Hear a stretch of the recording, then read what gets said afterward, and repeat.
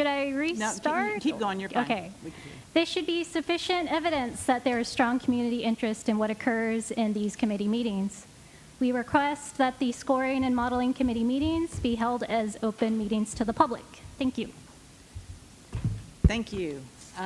We will, let's see, there's no need for an executive session, item number 3, so we will skip that one. Moving on to item number 4, report from the TAC.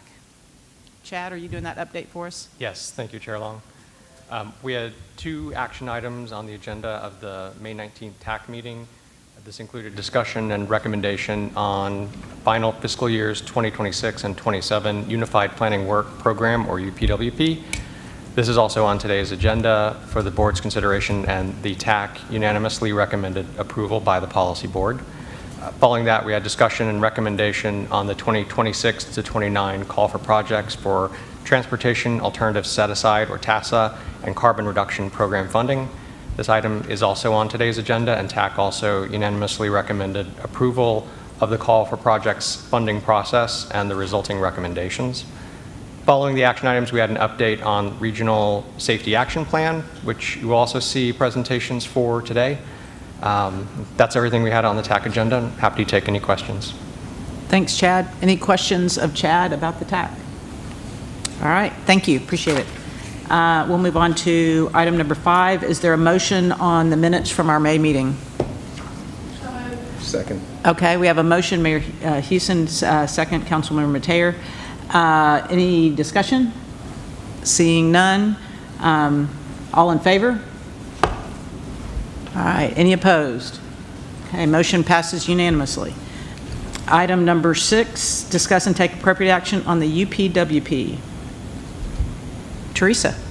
Thank you, Madam Chair. Good afternoon. This presentation is on the final fiscal years 2026 and 2027 Unified Planning Work Program, or the UPWP. The Unified Planning Work Program is a federally required document that identifies the planning priorities and activities to be carried out within the CAMPO region. Our UPWP is adopted every 2 years and may be amended throughout those years. As I stated before, it's a federally required document. It's a FHWA and TxDOT approved template. It does cover 2 fiscal years. We did base our budget on 8.3 million PL funds received from FHWA for fiscal year 2025 and projected funds to be received for fiscal year 2026. The UPWP identifies work tasks, 5 main work tasks, which include administration, data development and maintenance, short-range planning, the Metropolitan Transportation Plan, and special studies. We've also, the federal law requires that we include planning studies in the CAMPO region to be included and I have included those in task 4. Those are for agencies in the CAMPO region. Those studies are not included in the approval of the UPWP. They're just studies that are included for your viewing. The final major revisions that we did to the UPWP was on page 8 with TxDOT guidance. We removed the Federal Highway Administration and the Federal Transit Administration planning emphasis areas. On page 21 in task 3.1, we added $250,000 of PL funds for operating expenses. And on page 28 in task 4.1, we revised the 2.5 set aside for fiscal year 2026. The final was presented to the Technical Advisory Committee on May 19th, and we are presenting it today. The TAC did approve unanimously to adopt the UPWP. The UPWP is due to TxDOT by July 15th, and it will be due to the Federal Highway Administration by August 1st. Staff and TAC recommend that the Transportation Policy Board adopt the final fiscal years 2026 and 2027 UPWP and its accompanying resolution 2025-6-6. And I'll take any questions. Thank you, Teresa. Is there a motion on this item? Commissioner Trevelyan, is there a second? Commissioner Inglesby, second. Any discussion on this item? Okay. Chair, Yes, ma'am. I understand why the federal language, recommended federal language was removed, but I'm curious as to if we have looked at how else we might accomplish some of the same work, even though the language isn't there, whether it was around equity or climate work or whatever it is. So, is this better? Okay.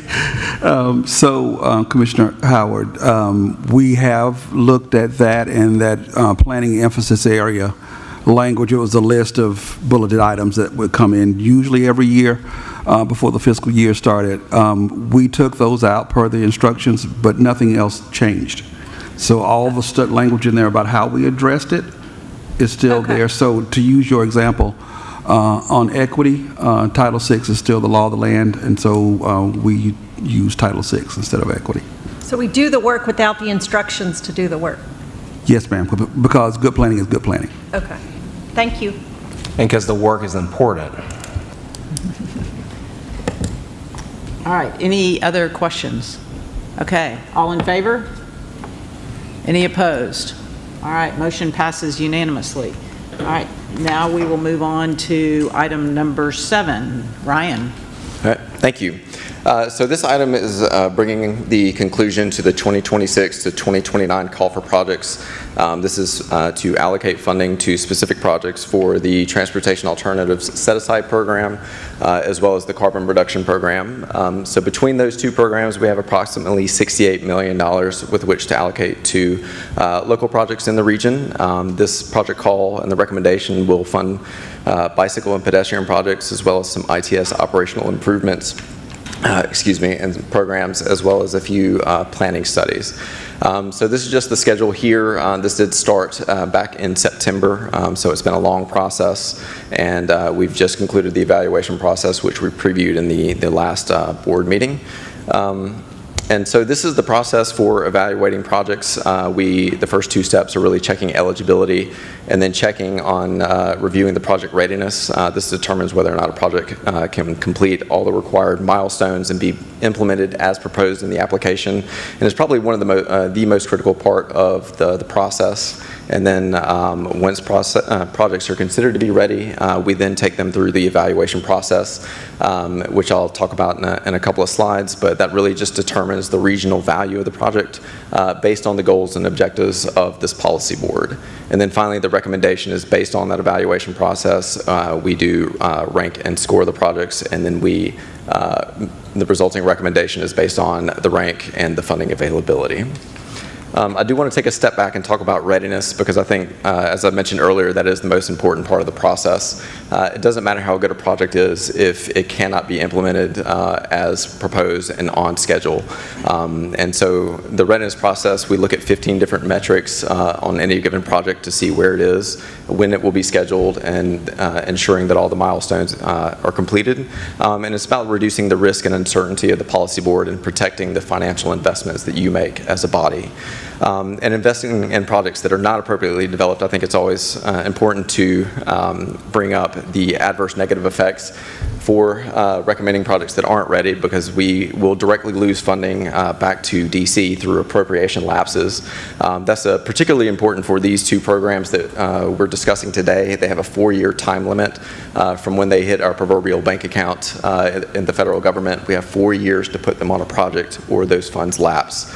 And now there is also a new state rule where if we go over 200% of our annual allocation, the state has the authority to redistribute that funding to other regions in the state. And then, of course, I think it goes without saying that project delays we lose the rapid devaluation from inflation.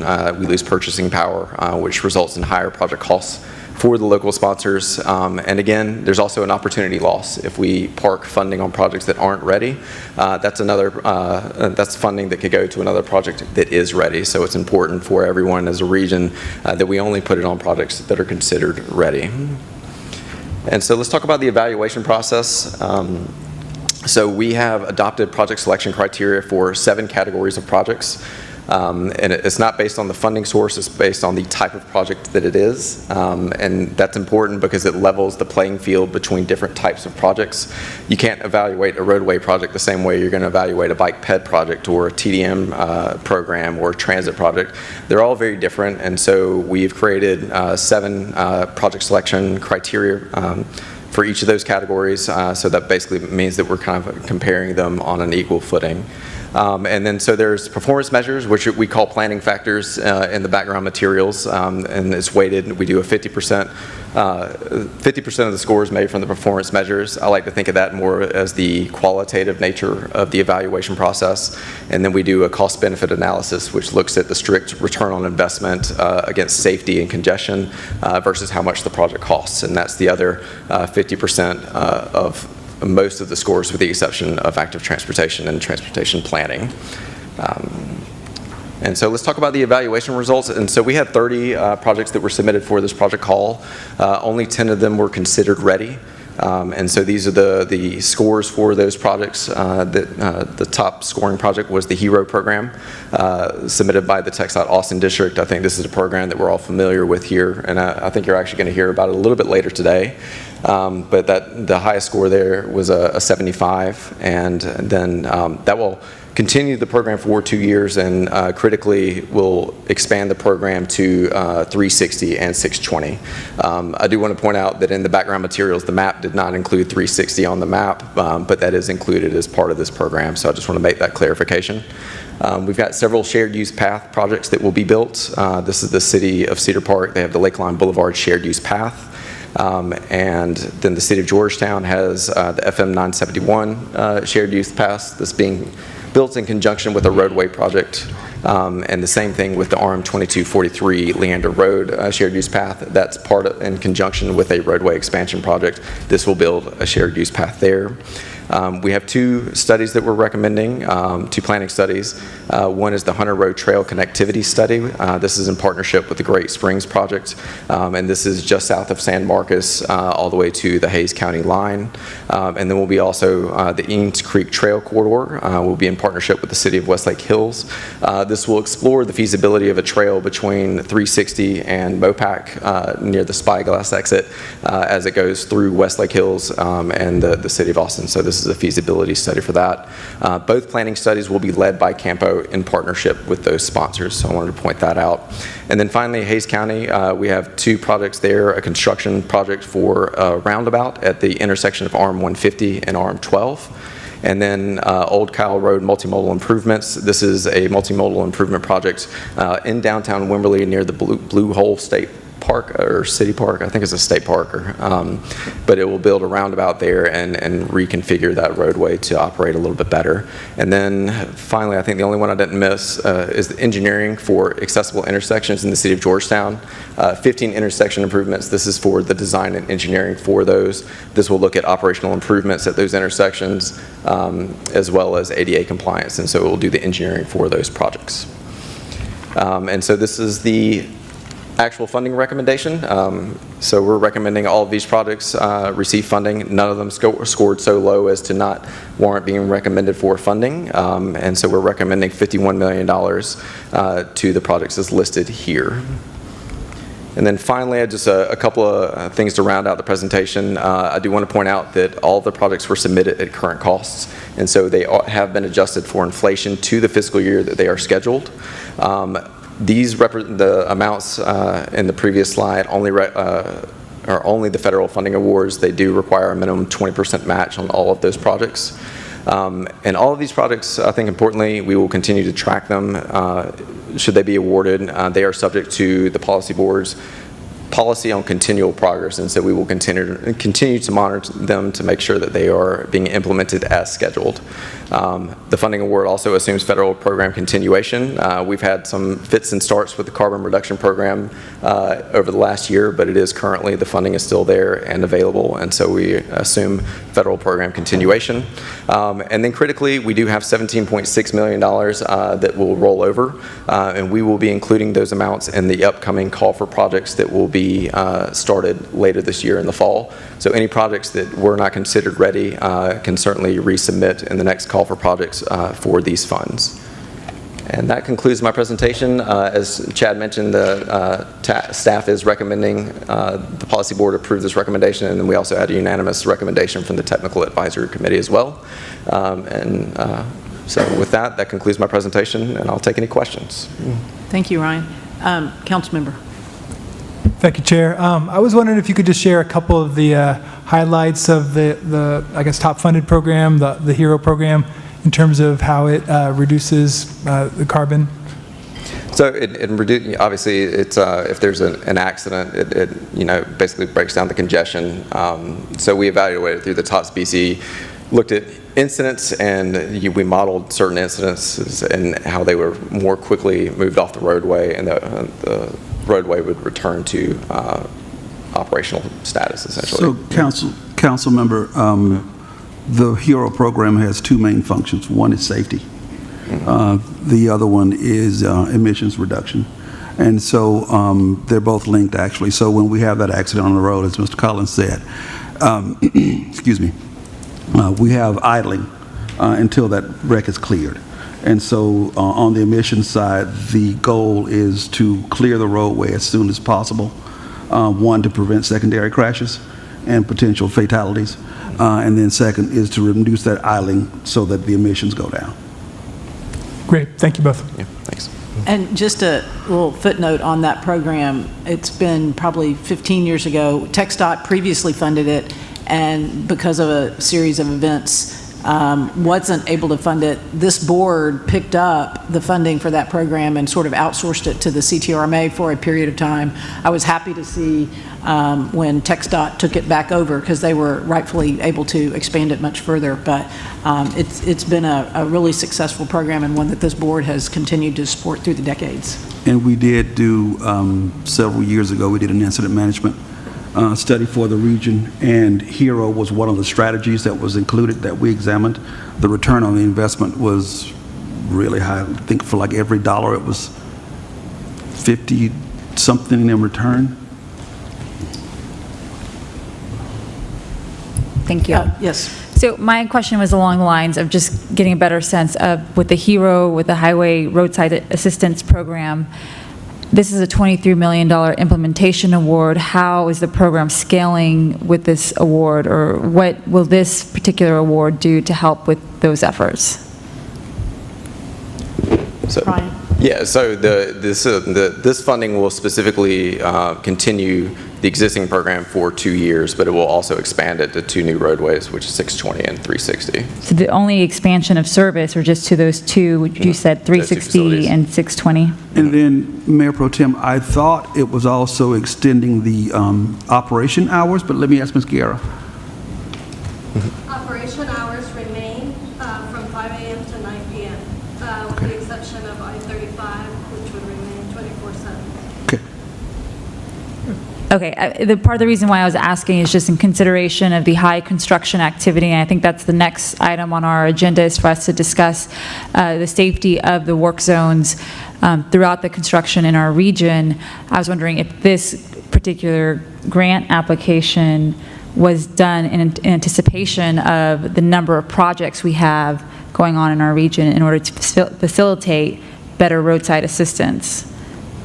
And it sounds like it'll be 24/7 on I-35, and it also covers 183 and a number of the major roadways that are under construction. I don't know all of them. I see them on 183, so. But to your point, you want to make sure that, hey, listen, we got a whole bunch of stuff going on here. Is this actually taking into consideration the rapid growth and development and concerns regarding that? I'm guessing so, Ashby, but also there's a van by the river, so you tell us. So, Mayor Pro Tem, as part of the construction partnership program that TxDOT, Metro, the RMA, as part of that program, we're having those discussions. So this is certainly part of the strategy to mitigating construction impacts as much as possible, but also improving safety along the way. Good deal. Thank you. So I do have a question along those lines then. If we find out that it's not keeping up with, I wanted to say keeping up with the Kardashians, oh my God. But if it's not keeping up with what we actually need for those roadways, is there a possible amendment that'd be necessary for that? Or how do they adjust and how would they allocate and pay for that? So if we need more are you services? asking about the contract for the folks that are doing the work? I'd have to defer to TxDOT on that because I don't know what's in the scope. So, Well, hang on. We'll cover that. Thanks. Any other questions? All right. Is there a motion on this item? Okay. Mayor Penniman-Moran moves approval. Is there a second? Second. Second, Commissioner Howard. All right. Any further discussion? Okay. All in favor? Any opposed? All right. Motion passes unanimously. And Chair. Okay. We will now move on to Madam item. Chair? Oh, sorry. Okay, would you indulge me in just a couple of seconds? I wanted to read a statement from Hays County in our appreciation for what was just approved. Okay. Okay. It's thank you to CAMPO's continued interest in Hays County and for committing funding to several of our projects, including RM12, the RM12, RM150 roundabout, and the Old Kyle project, road project. Your support is instrumental in advancing transportation improvements that benefit both our local communities and the broader region. CAMPO's investment helps us leverage local resources, accelerate project delivery, and enhance safety, connectivity, and multimodal options for our residents. The Old Kyle Road project will provide a dedicated pedestrian facility, ensuring everyone can safely enjoy downtown Wimberley. The RM12, RM150 roundabout will improve traffic flow and safety for all travelers in the region. We truly value CAMPO's partnership and continued commitment to these important efforts. So it's just, we really appreciate the hard work that CAMPO does, and Ashby, thank you for your continued support for Hays County. Thank you. Thank you, Commissioner. Thank you, Commissioner. And Mayor, you had something? Yeah, I can't let Hays County be more grateful than Cedar Park. So I do just want to thank everybody for approving. The second project that there was our shared use path on Lakeline Boulevard. We're doing a lot in Cedar Park, as all of our cities, I think, are, and adding more capacity, more ways for you to travel around the city safely on bikes and walking, as well as vehicles. I think we don't celebrate those successes enough in this room. We get focused on some of these other projects that, you know, maybe don't have as much of that as all of us would like. But so I just want to thank all of you for supporting that project. It's going to make a big difference in Cedar Park. Madam Chair, I'd like to say for the record that I have not heard any thank yous from Georgetown, nor I see its mayor, so we expect one next meeting. Thank you. We will make sure he understands that. All right.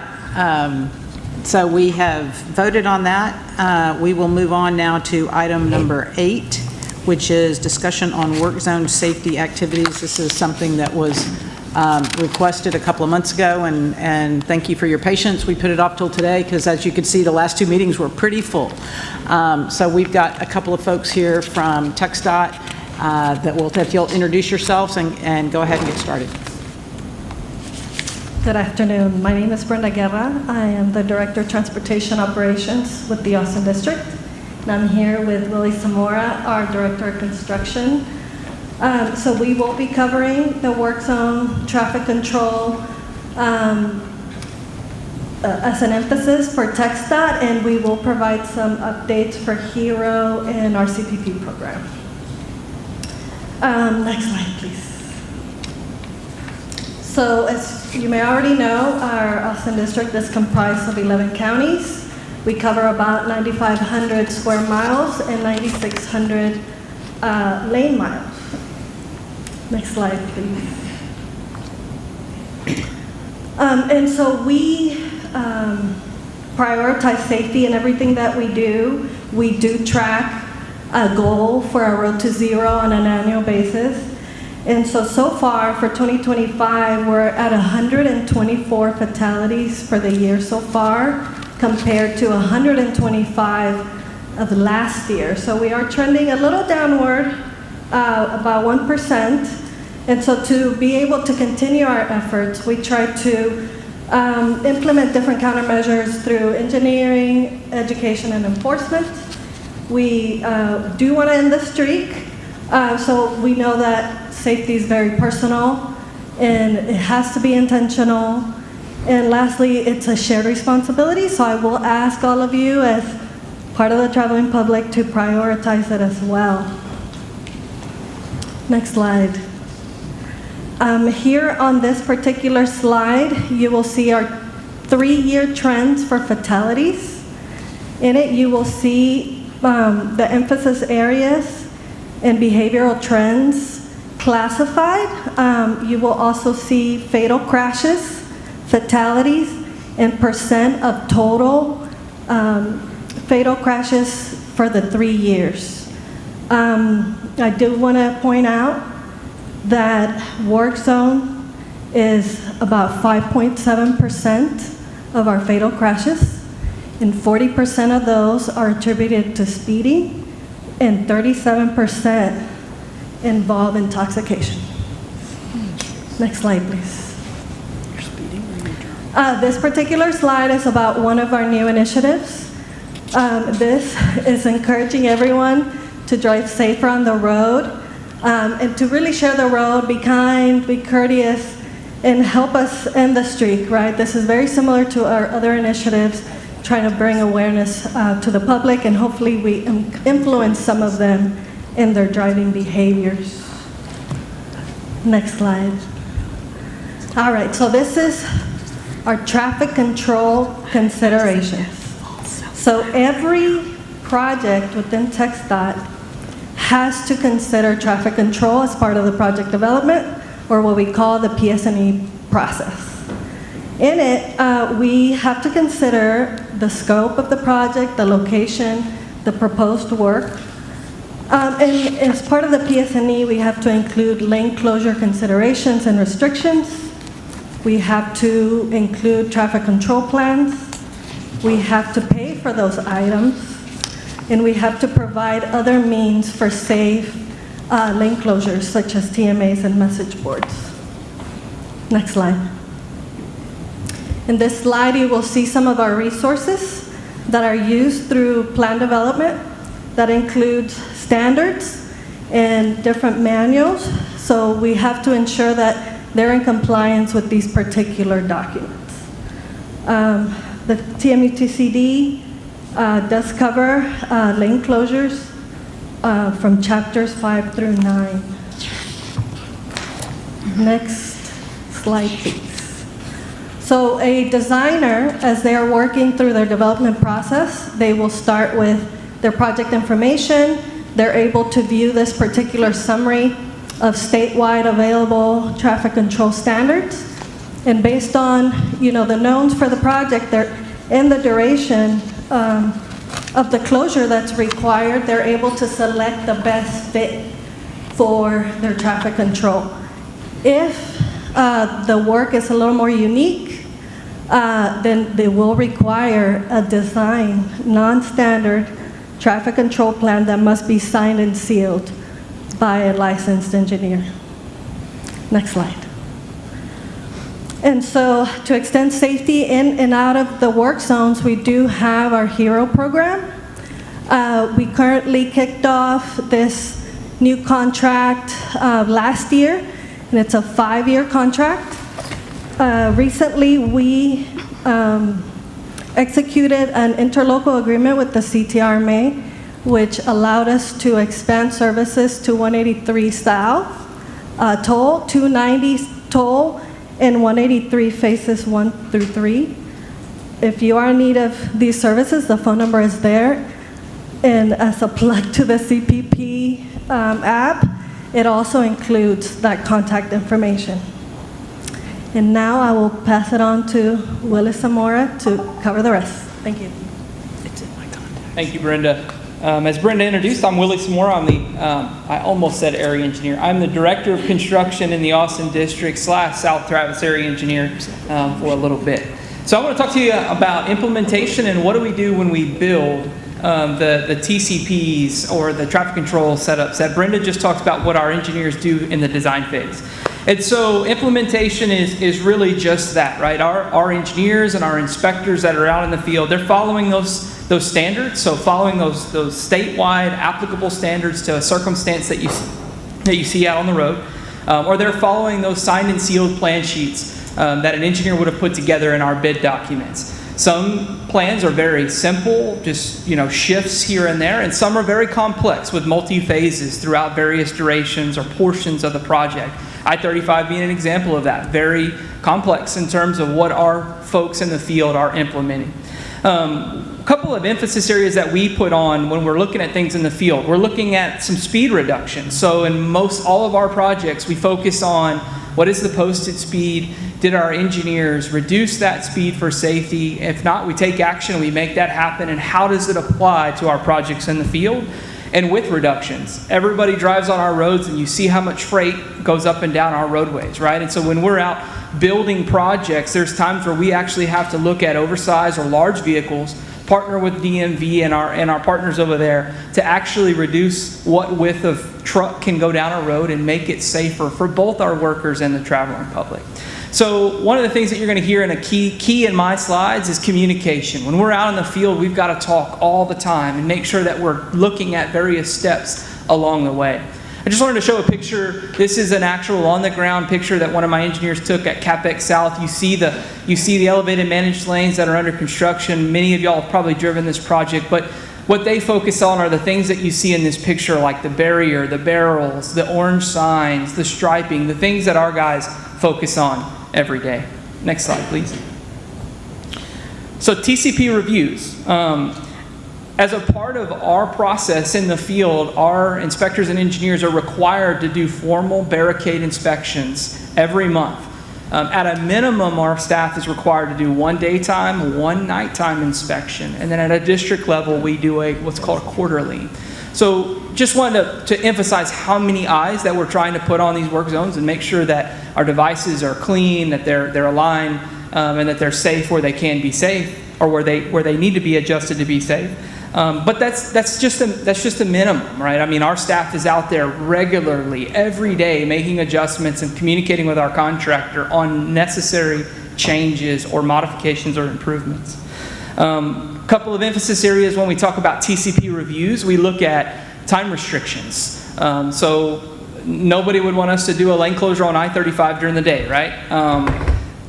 That's where we're out talking to our contractors about what times, when can we actually do work, what can we do during those times, and how does it affect mobility to make sure that we can move folks in a safe manner. And then lastly, we think a lot about holiday restrictions. We just went through Memorial Day, we're about to go through July 4th. How does that impact both our work schedules and ability to move folks up and down the road in a safe manner? Next slide, please. So we're going to talk a little bit about the CPP program. You heard Ashley mention it. So our construction partnership program, which is really the joint effort with all of the entities that you see there at the bottom of the slide, those entities have recognized that there's so much construction ongoing right now between I-35, the major construction that's occurring in downtown, residential, development projects, utility projects, and really brought together this core group to develop an app which is going to communicate in such a streamlined and efficient manner with the public.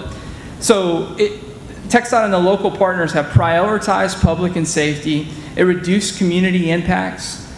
We feel that it's going to maintain mobility and provide that accessibility, keep the public informed and speak with one voice, and manage surprises and conflicts. Next slide. So this is just a plug for what the app actually looks like. If you haven't seen it, it's in the App Store right now. Go to the App Store and search CTX Go. So For some time, it was in a testing stage. It's still technically in a testing stage, but the team is really starting to push it out in terms of use and wanting to get real feedback from folks that are using the app and how it brings together the information from so many different entities for a one-stop shop. And so with that, just encourage everybody to download the app. Let us know if you have any feedback about how it works so that we can fix those bugs. Next slide. So with that, again, Brenda and I have talked a lot about design and construction. Happy to take any questions that the group might have in terms of the traffic control plans. Thank you, Brenda and Willie. Are there, yes, Mayor Pro Tem. Thank you, colleagues. I wish I had been given an opportunity to open this item. I requested that we receive this briefing, and this was largely in part due to a severe traffic incident that we had in North Austin back in March that had a 17-car pile up and resulted in 5 fatalities, including a child and an infant. And I know for me, it got me thinking, how are we managing our work zones in recognition of the amount of construction activity we are having in our region? How are we holding our third-party contractors accountable to the safety of our residents, and really just wanting to understand the process? And so I thought it might be helpful for us as members of our MPO to learn about work zone safety and how TxDOT approaches it, all the thought and consideration they put behind it as a way to inform us as policymakers of our jurisdictions. And so I appreciate this briefing. I had hoped it would have been back in March, but I'm glad that we're having this conversation now. Part of the questions I have for you are on accountability. You know, you talked about doing the checks on the traffic control plan, having someone go out monthly to check on the barricades and how the flow is set up. What happens when you notice that modifications are needed? And or has there been times, or can you walk us through when it's been brought to your attention that there needs to be adjustments to the traffic flow and there needs to be changes? What are the next steps in the process with that? Yeah, yes, ma'am. I could take that. So again, I go back to communication. What's key, and I've been in an area office and as an area engineer for quite some time in my career, and it's really about escalation and communication, right?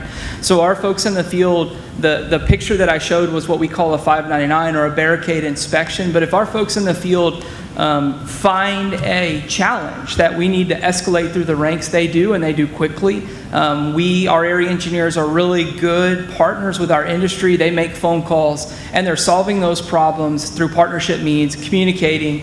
Look, if there's a challenge where a contractor doesn't respond, as a director of construction, that's my job, is to get engaged and have the area engineer then say, Willie, I need your help. I can't get this challenge fixed. And so I think our lines of communication are very wide open. The folks in the field that are delivering know how to escalate that. And ultimately, we have a wonderful relationship with our industry, and I feel like they're super responsive.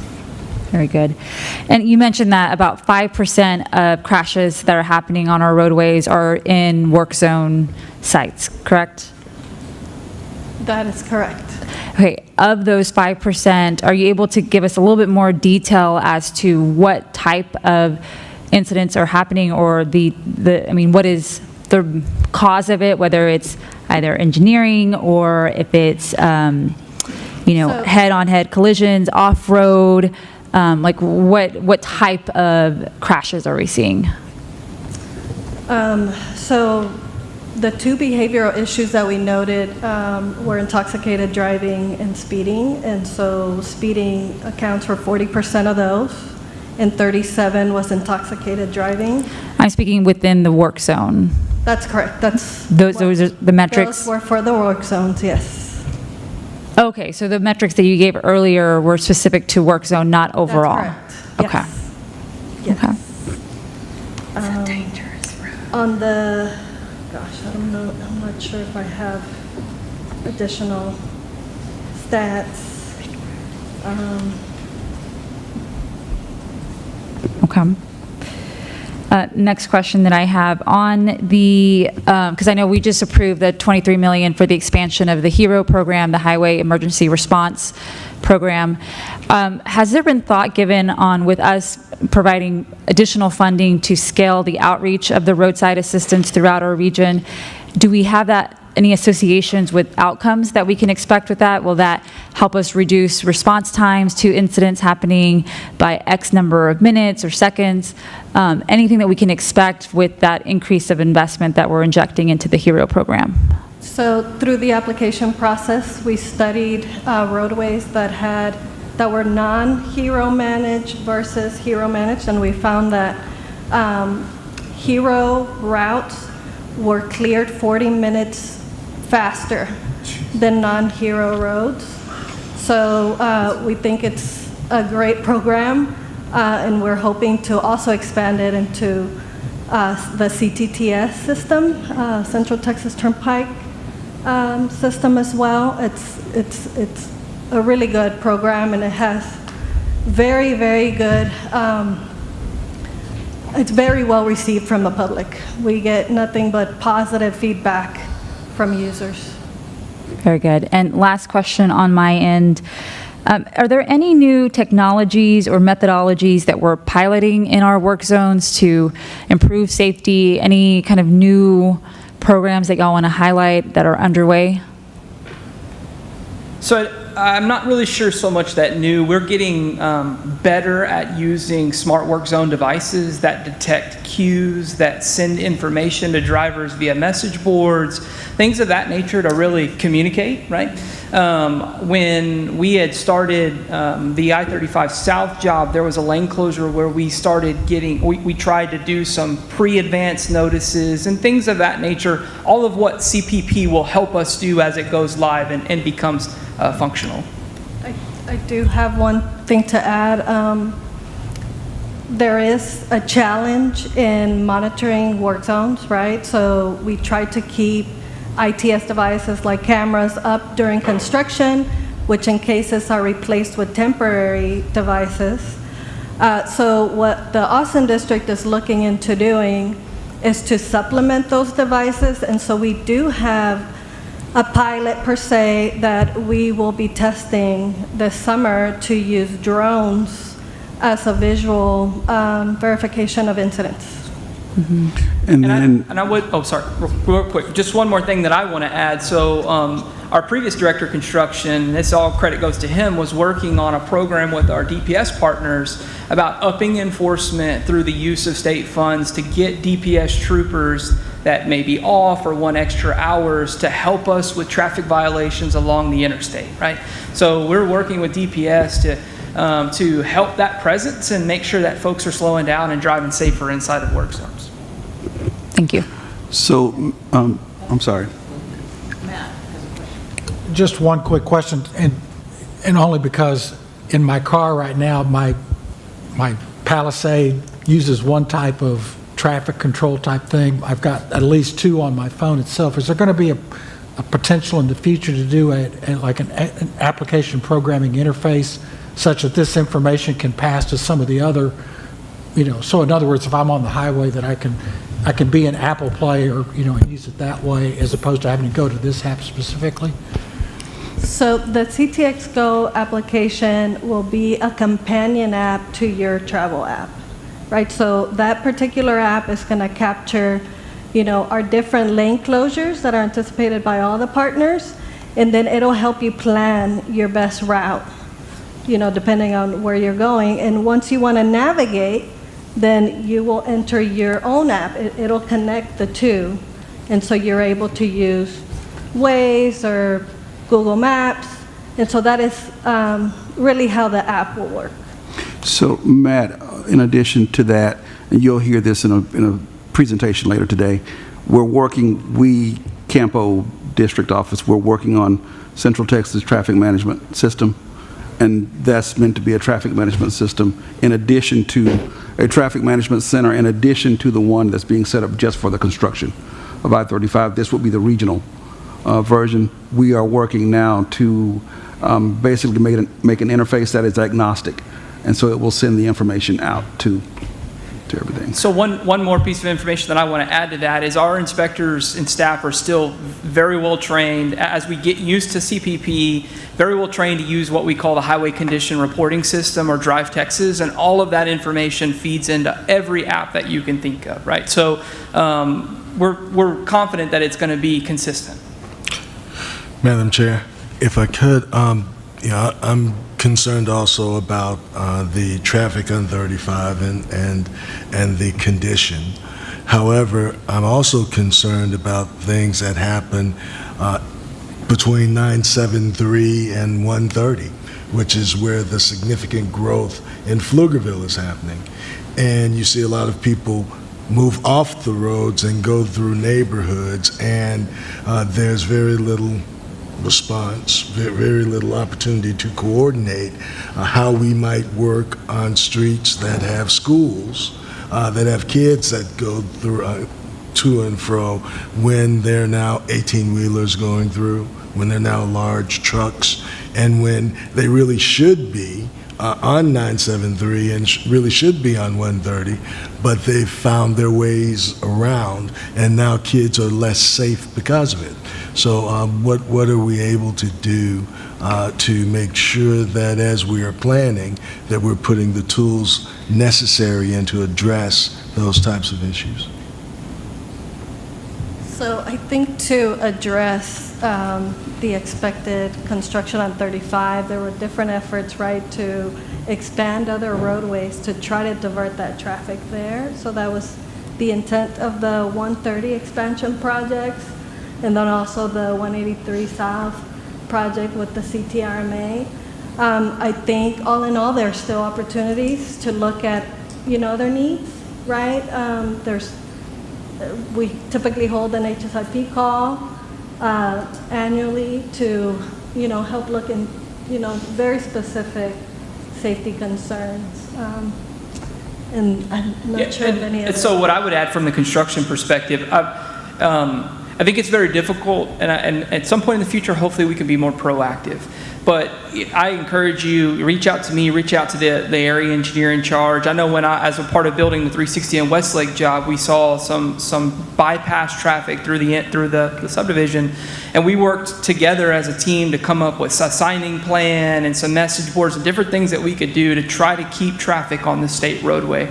So I think that a little bit of that is maybe more, I don't mean to say reactive, but in some ways reactive to solving the problem that you might get out of a construction site.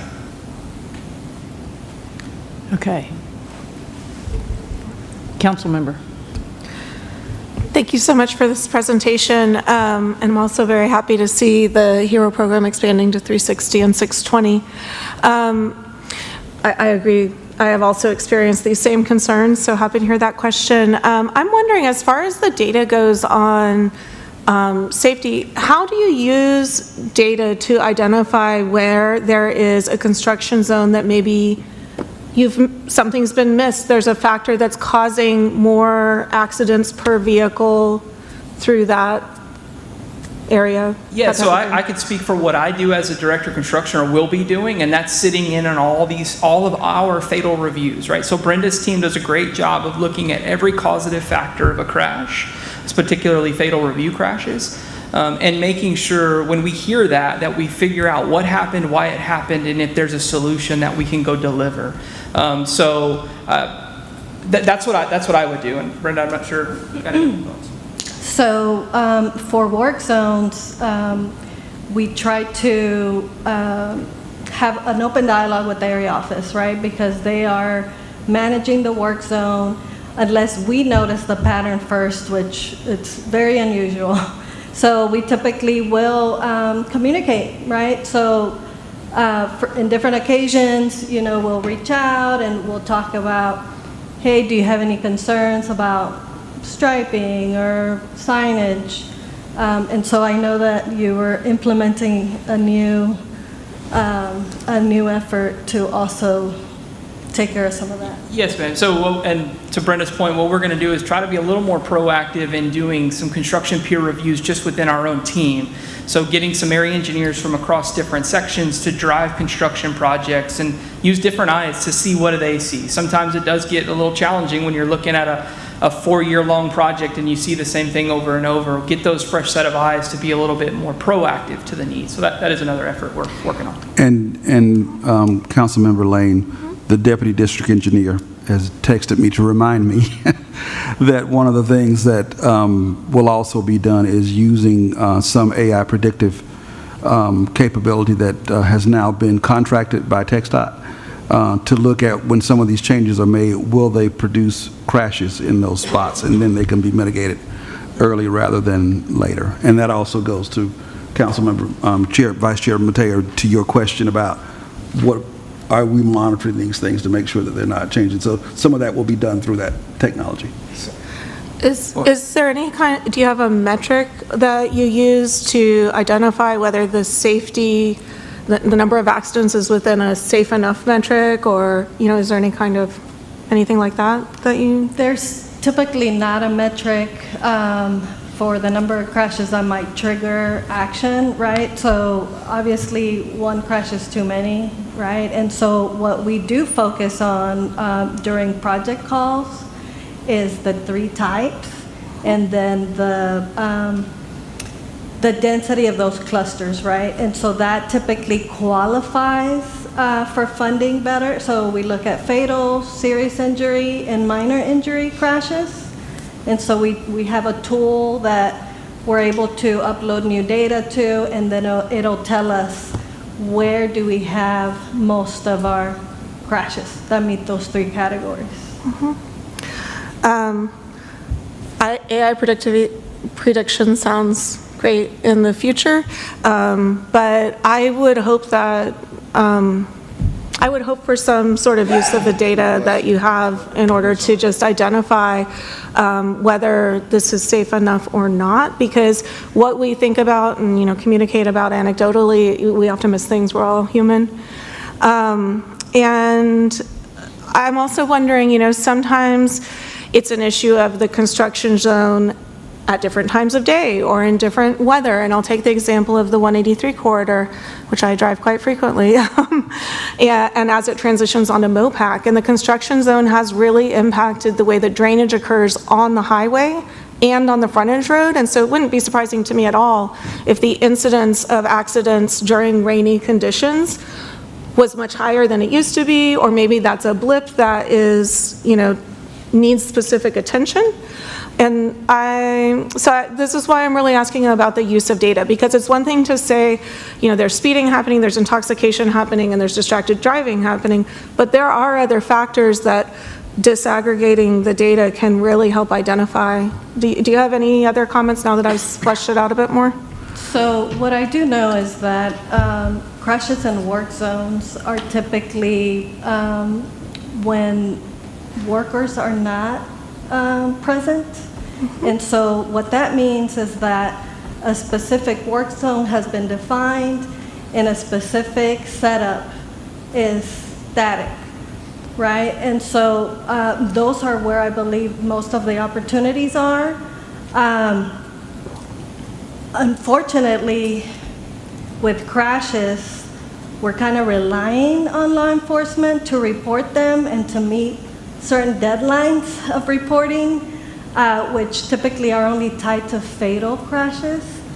So it's my belief that it'd be best to be proactive rather than letting the data speak to you when it comes to work zones in particular, because it's kind of a moving target, especially as you have phased work. Because, this month you may be here, next month you're switching over. So it's a moving target. So, but I may need to talk to you about, what potential is there really of tying that data, and is it really usable? Okay. That makes sense, and definitely we want to be proactive as well as looking at data. But I think there are some other factors as well that I'll mention, and going back to Councilmember Fuentes' comments, there may be one level of accidents that occurs if you just have one construction zone that people are passing through. But when you start adding many, many, many construction zones, maybe it impacts, how frequently accidents are occurring as well. Even speeding, just to take the example, as something that can be considered as behavioral, but if someone has been delayed by, X, Y, and Z here, they're more likely to speed once they get past it, maybe. You know, I could certainly see that. And if they're having trouble with the delays, as Commissioner Trevelyan mentioned, on their highway and on their frontage road, they might start using a road that was never designed for commuting traffic, and then you add on the rain, and all of a sudden you've got cars in the creek, you know? And so as much as the work zones go in phases, safety is huge. Like you said, one accident's too many. But when, on some routes, if we are seeing many, many, many more than usual, like the data also needs to help us catch what we don't see. I believe that that's it for my questions and comments. Thank you. Thank you. Are there any other questions? So just one more, just to put a pin in this. I'm concerned about what's happening on all of our roads, but I am really concerned about what is happening in our school zones that are close to roads and how people are being diverted. And it seems that we are not, that there are actions that we could take to make sure that signs are in place, to make sure that street crossing signs are in place. And there's several things that we can do that are preventative things that when we look at crash data and we know that vehicles that should not be there are, then we should be finding a way to work with our school districts and work with our cities to make sure that the places where we know we're having problems already, we get immediate answers to them. Because if you're in an area and you're under 2 miles from your home, well, you're walking to school. What are your safe routes to schools, and do we pay attention to that, particularly in our construction zones? So Thank you. I do want to start off by saying, first of all, to Mayor Pro Tem Fuentes, Councilmember Lane, and Commissioner Trevelyan, I appreciate the questions, and honestly, this being brought up as a good educational tool for the entire board. I think sometimes, as you know, the distinguished mayor from Cedar Park talked about, we get into the weeds on a variety of different issues, and we don't look at the totality of things, or, you know, how opportunities for education on these specific issues. And I think that in this instance in particular, given the fact that we're all cognizant of, listen, we're just starting the construction. This isn't, I mean, we're not even at the part yet where it's gonna turn Jerry Springer. This is just the start of things. How do we wrap our heads around, how do we make sure that we're able to articulate to our own constituents what's occurring right here so they can better understand that and convey that to the, you know, their neighbors, their family members, their loved ones, and well with that. Additionally speaking, I want to give TxDOT a lot of credit here because, you know, Tucker, you talked to me about this like 2 years ago. You guys had anticipated this, and this is not something that folks around the state have done. They just don't. And, you know, the innovation that I'm seeing from TxDOT, which honestly, more often than not, you guys are a bunch of Luggites, has been pretty impressive to see what's happening here and trying to be proactive about this. What I would hope and what I encourage is what Ashby talked about, is that we know that we're not just talking about road construction, we're talking about the construction of various different entities, communities, or the other spectrum there. That needs to make sure that we have those partners brought into the fold. So when you do access this app, which is an interesting app, by the way, we'll have conversation about that, you get the full picture of what's happening, where you're going from. Because I love the way that Commissioner Trevelyan and Councilmember Lane talked about it. You're having a lot of different areas that are becoming active zones because people are like, well, screw that. I got construction over here. I'll just go through this neighborhood. I'll go through this area right here to do that, which is causing all sorts of issues. The idea to use drone technology to make sure that these construction zones are up to date is great. It would be interesting to see if we can also utilize that in areas that all of a sudden, as Commissioner Trevelyan said, that, hey, wait a minute, I got a call about this road right here. This road shouldn't have been a road that should have anything on our map right here. What's happening out here, and seeing about that innovation with that. But that comes with vision and foresight, and I've got to give a lot of credit to TxDOT on that. What I hope is that this is just the beginning of the conversation of what we can do, and that our, you know, each and every one of us will go ahead and talk to, because I found it over and over again, just talking to TxDOT, having these conversations, they're more than willing to go ahead and get information and, you know, go and do that. And for ourselves, make that part of the standard from there. But I really do appreciate the conversation, Chair. Thank you. All right, thank you. We appreciate Willie and Brenda, y'all being here. Thank you for your very informative presentation. Thank you. Okay, we will now move on to item number 9, which I think Nirav has some comments for us on pedestrian safety. Thank you, Chair. So in last November, this board received a presentation from the Texas A&M Transportation Institute, given its annual State of Safety report for the region. One of the trends that was noticed from that report was the rise in pedestrian fatalities in this region over the last 10 years. So staff at that time decided that it was really worthy to do a deep dive into exactly what's going on. Is there some questions we can answer, more that we can learn?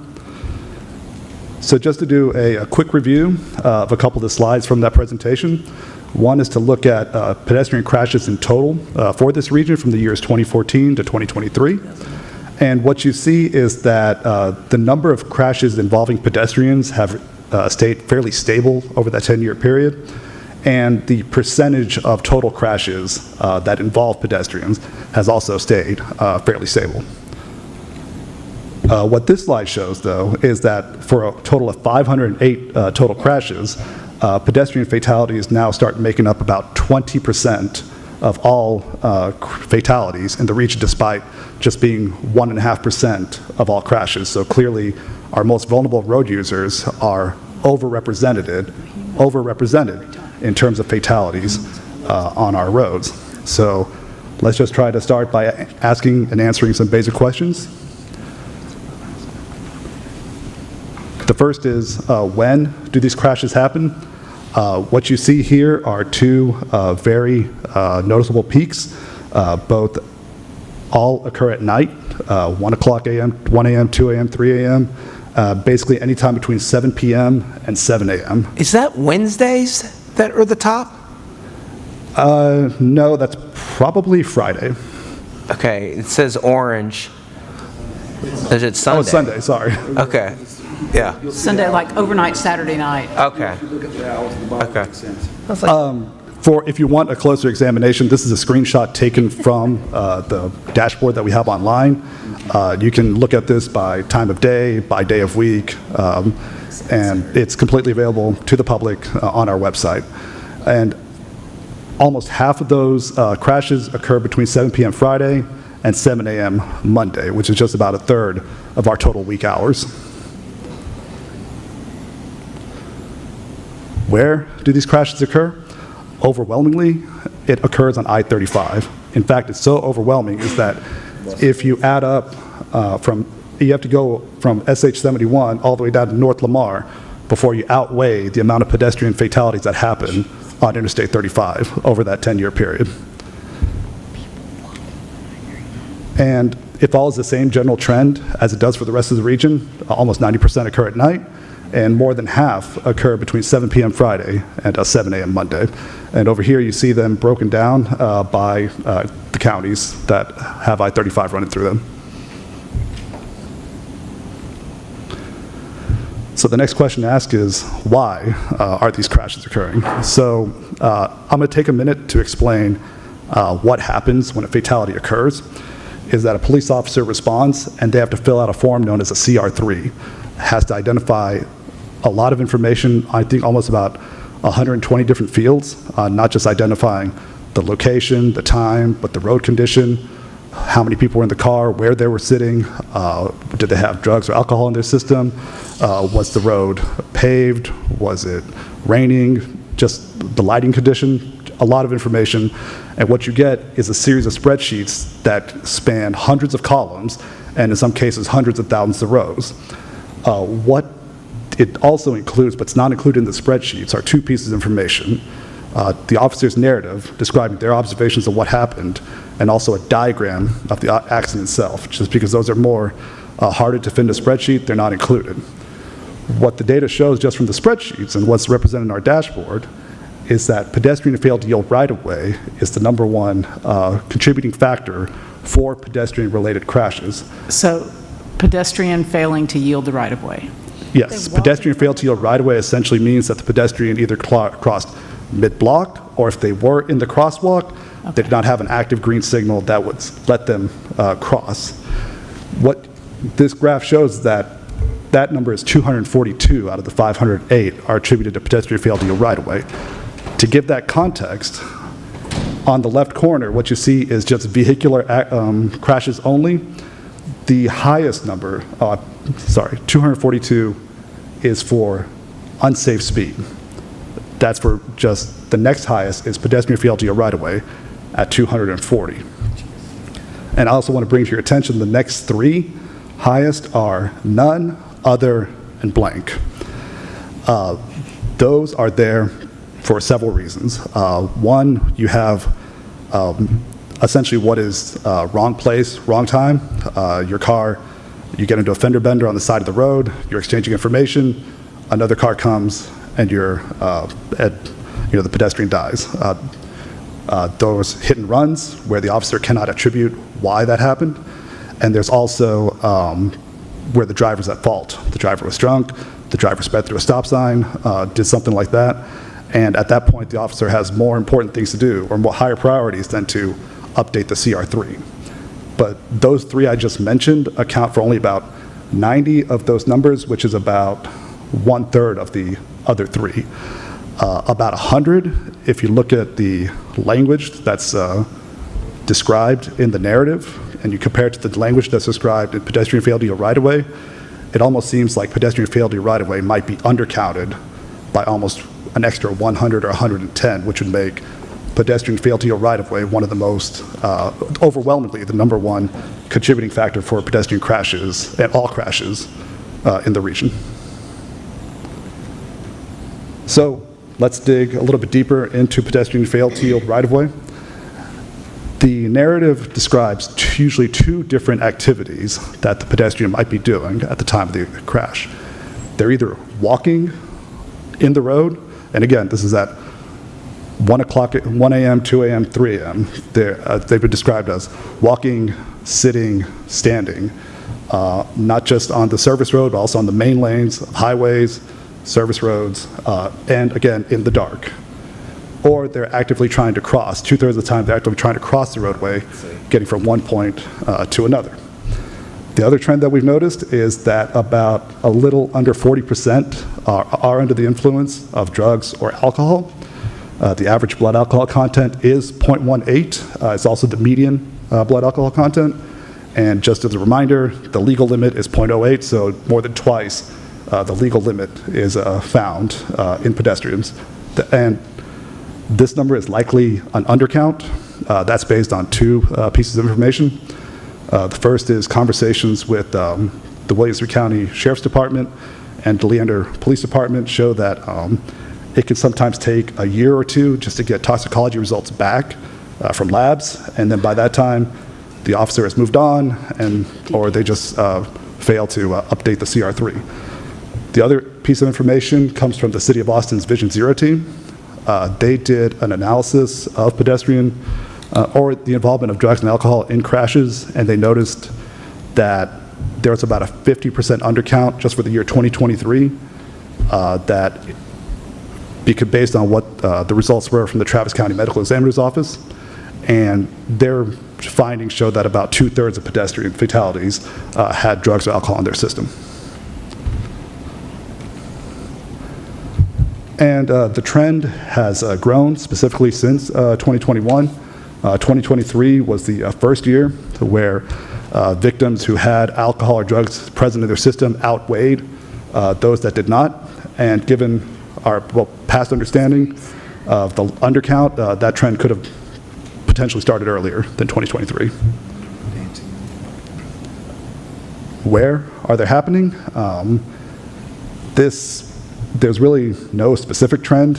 There's a couple of clusters near 183 and 35 and Riverside and 35, but aside from that, there's really no trend here that I could decipher. Being high or drunk. When we're talking about our vulnerable road users, we're also talking about the most vulnerable of that population, which is the unhoused population. Almost 90 of those victims were likely homeless, and almost half of them had drugs or alcohol in their system. About 1/5 of all fatalities involve the unhoused population. Just to put that in context, according to the latest echo count, that's only about 0.25% of the Travis County population. And again, in talking about the effects of drug and alcohol, yes, we're talking about the effects of drug and alcohol. They started to outweigh those crashes in 2021.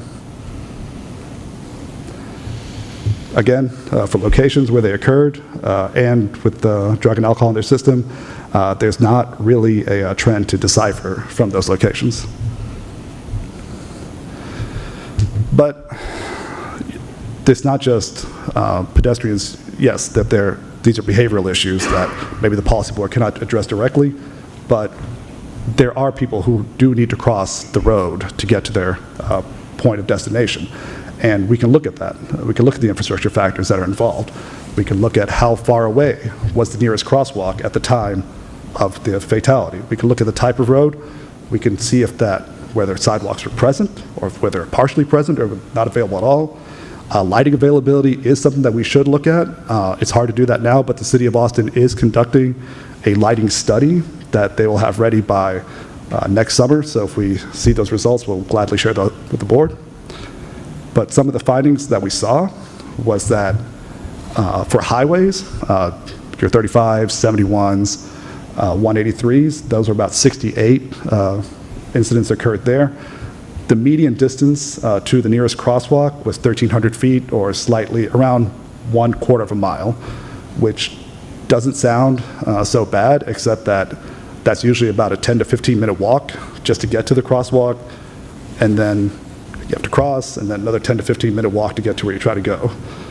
And it's in the dark, and you're under the influence. It's dark. You're not in the vehicle. It's hot. It's a lot. The 90 of those accidents happened on arterials. Arterials are Parma's an arterial, 620 is an arterial, but also South Congress and Riverside are also arterials. And the distance to a crosswalk was much shorter, 380 feet. In the city of Austin and downtown, like a block size is about 350 feet, so not that much further away from a crosswalk. And sidewalks are available about 70% of the time. So it's a little bit puzzling as to why people chose not to use the infrastructure that was there, made available to them.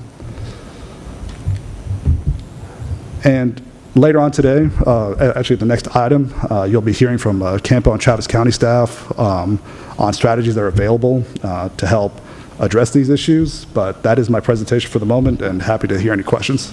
Thank you for your time. Appreciate you taking the deeper dive into that.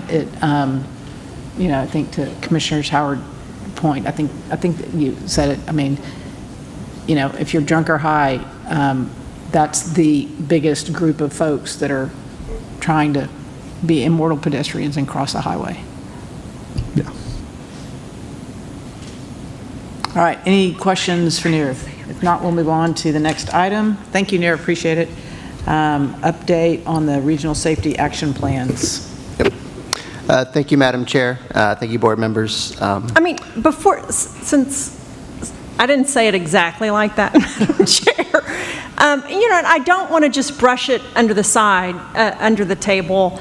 It doesn't, the way it's described, the data doesn't make it sound like it's a built environment issue, but at the same time, we've got to figure this out, right? I think all our communities that are struggling with homelessness are working on more housing and health care, but,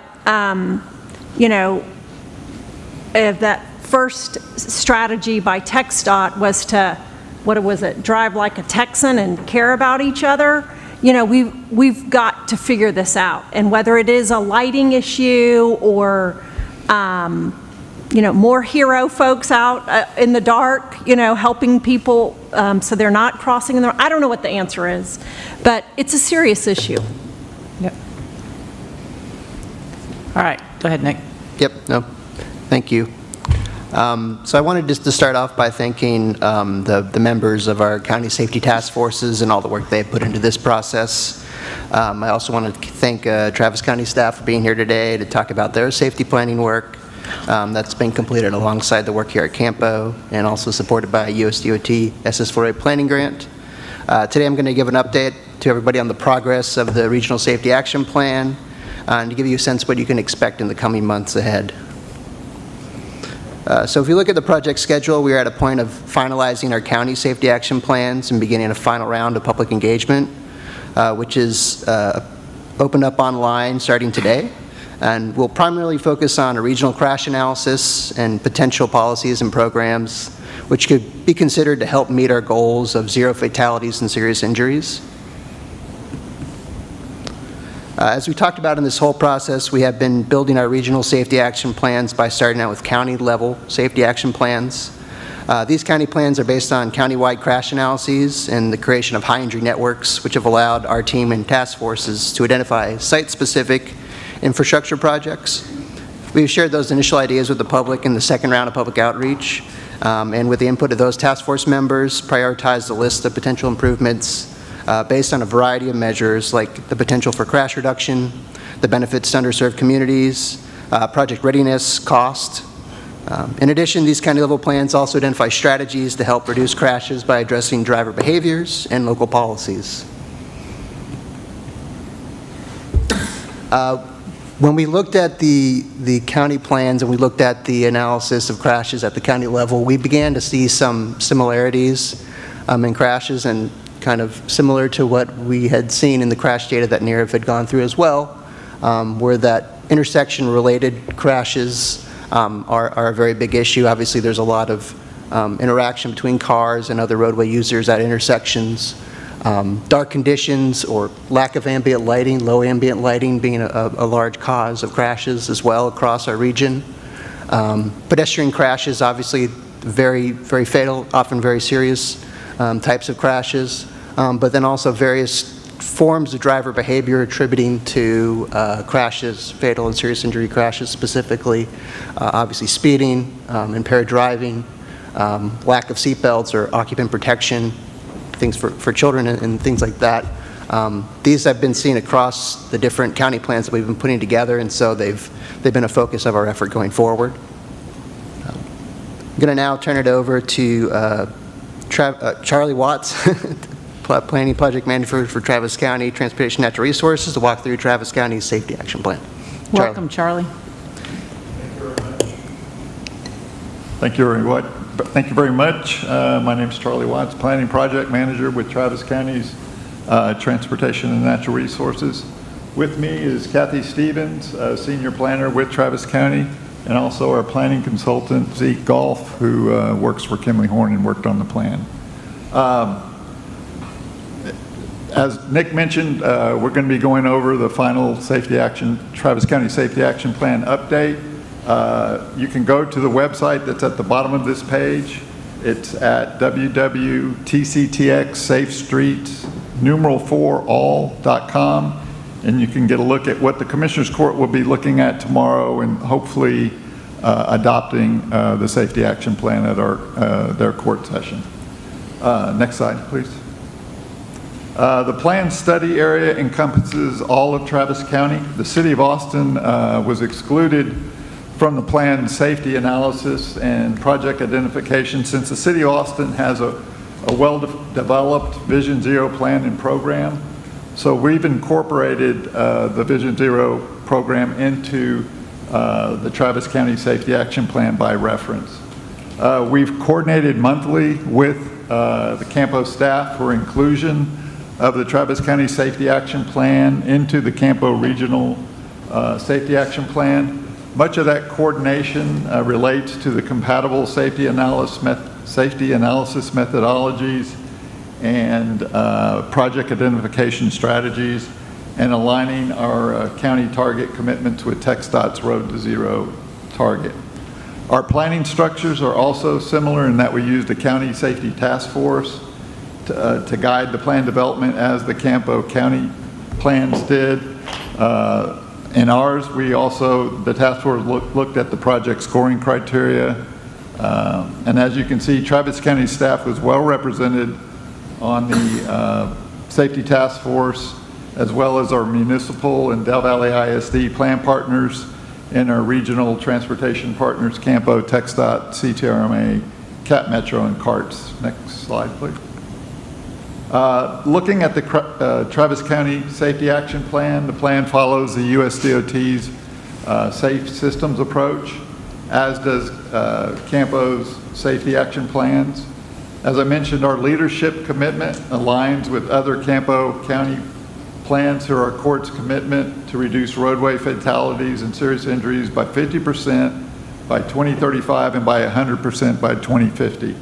That is also making it consistent with TxDOT's Road to Zero targets. Next slide, please. As I mentioned, this is a countywide safety action plan that also includes 9 municipal plans, as well as Del Valle ISD and unincorporated Travis County plans. Our 9 partnering municipalities are shown here on the slide.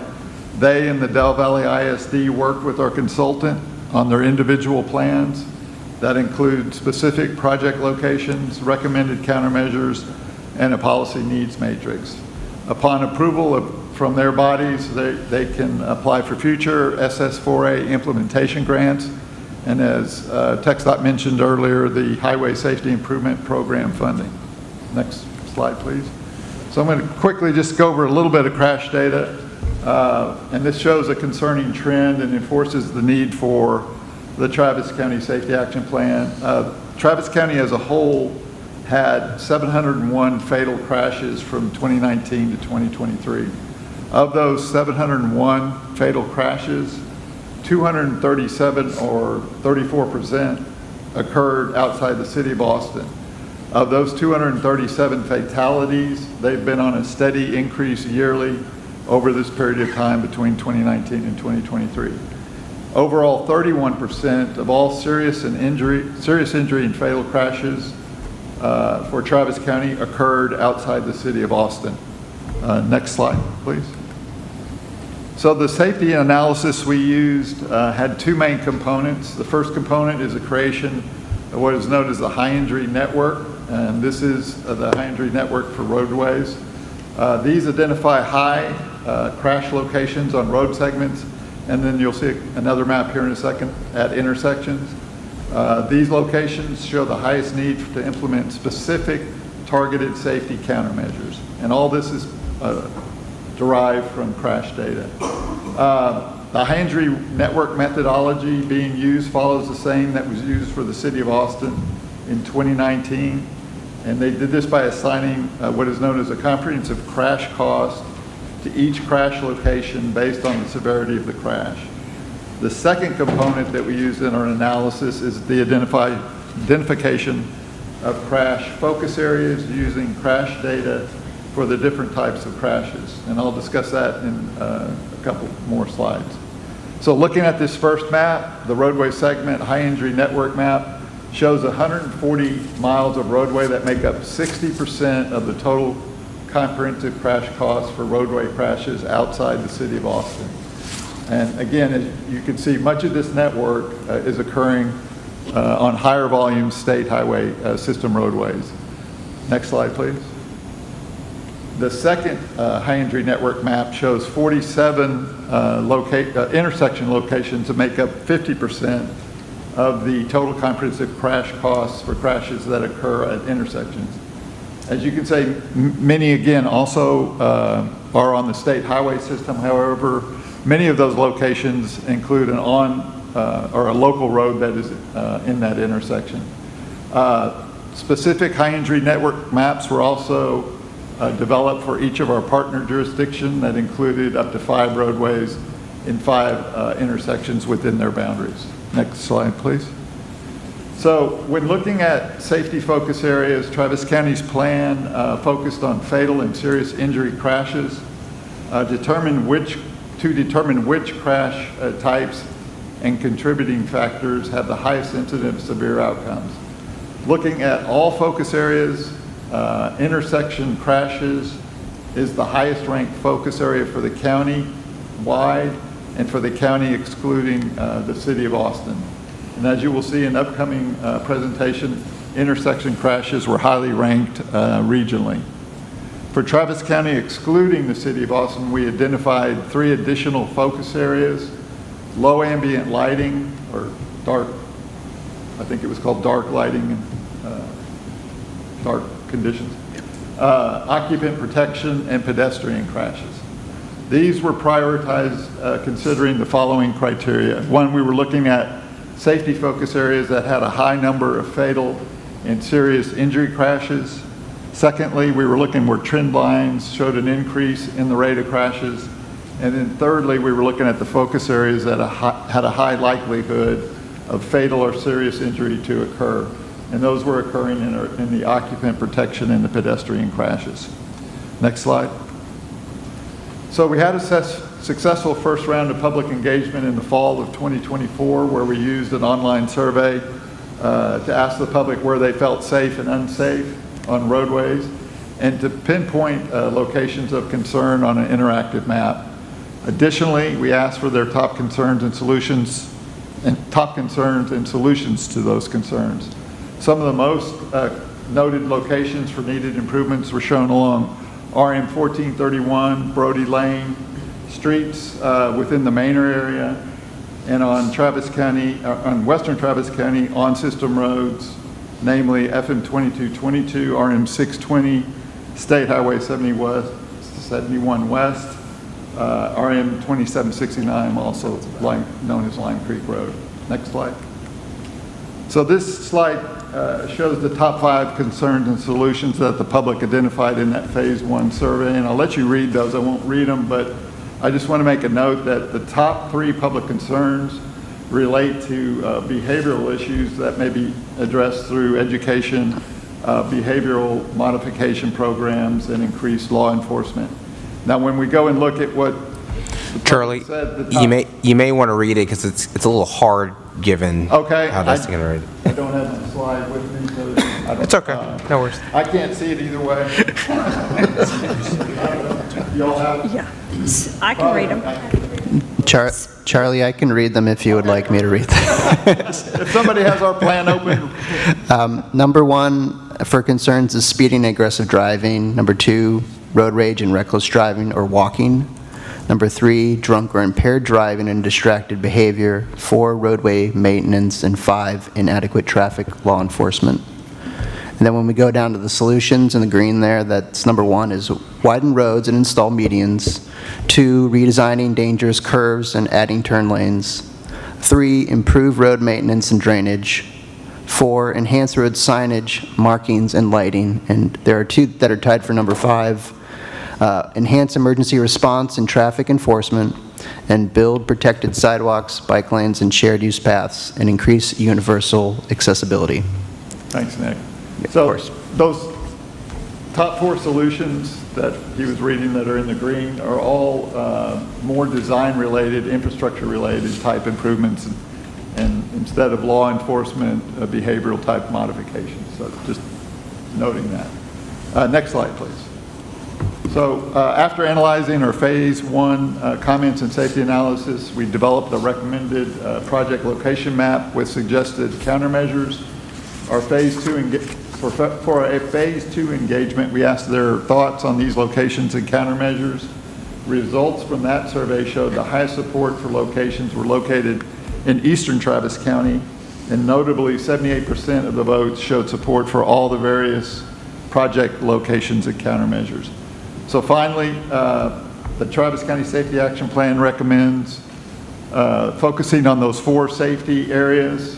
It also recommends 59 prioritized project locations that include a matrix, proposed countermeasures, solutions for each location, and 74 process and policy recommendations. Please note that each jurisdiction or agency is responsible for implementing the recommended improvements they deem appropriate. And thank you, and I'll give it back to Nick for the rest of the presentation, and I can take questions after. Thank you, Charlie. Thanks, Charlie. Now to present on a regional safety crash analysis, I would like to introduce Hussam Gandor from BKS Associates. Hussam. Thank you, Nick. Yeah, so the table you see on this slide shows the number and percentage of fatal and serious injury crashes across all counties within the CAMPO region and covering all roadway types over a 5-year period from 2019 through 2023. And these crashes are grouped by emphasis areas, following categories in the Texas Strategic Highway Safety Plan. And at the top of the list, you can see dark conditions crashes with over 3,000 fatal and serious injury crashes, accounting for nearly half of all crashes in the region. It's a clear indication that nighttime visibility is a major safety concern in this region. This emphasis area also overlaps significantly with the other emphasis areas you see on the table, particularly the intersection-related crashes, roadway lane departure emphasis area, as well as the alcohol, drug-related crashes, because darkness increases the risk and the severity of crashes at these locations and types of crashes. Second on the list you see is intersection-related crashes, which made up 36% of all crashes in the region. These are typically angle collisions or rear-end crashes and often have red light running incidents.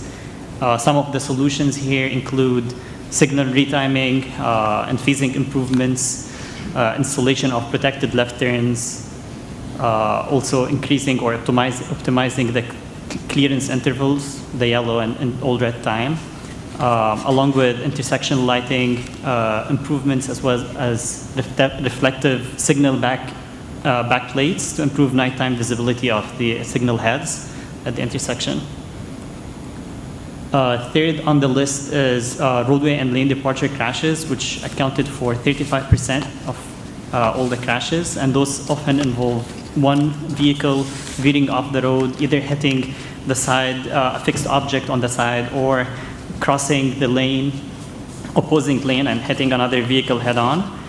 They tend to be very severe, and those are frequently overlap with speed-related crashes as well, which made up 25% of all crash types, of all crashes in the CAMPO region. Some of the solutions to address this crash type include speed feedback signs, and installation of centerline or shoulder rumble strips, and widening shoulders, and treating fixed objects like trees, and expanding clear zones to provide drivers with more room to recover and to alert drivers that they've left the roadway and have more room to recover. As well as also one other solution here is the roadway lighting to treat the dark condition crashes, as well as reflective pavement markings. Next, I'll be talking about the pedestrian and bicycle crashes. We've heard from Nirav earlier today about the severity of those crashes. They represented 15% of fatal and serious injury crashes, although it was probably like 1 to 2% of all crashes, showing a lot of overrepresentation when they do happen because of the vulnerability of those involved. And some of the solutions here include rectangular rapid flashing beacons, RRFBs, enhanced crosswalks, installing lighting at crossing locations and to enhance like nighttime visibility, as well as safety campaigns educating the public. Also for freeways, instead of like median barriers, you could have a physical concrete barrier, because cable barriers could be climbed on, so to avoid that. Next, I'll be talking about the younger drivers accounting for 16% and older drivers accounting for 13% of the crashes. Younger drivers are more prone for risk-taking. Older drivers may have other challenges with reaction time or navigating intersections and vision.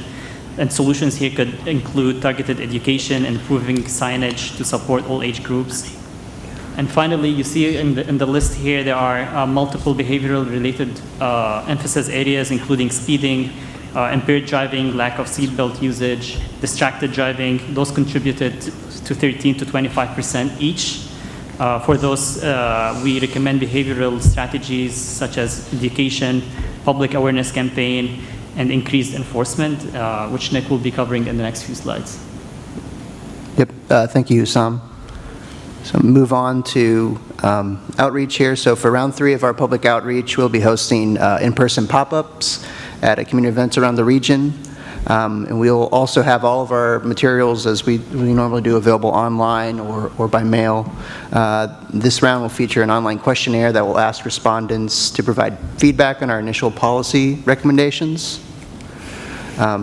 Our draft behavioral strategies can be categorized by potential programs, education, and enforcement activities to enhance safety in the region.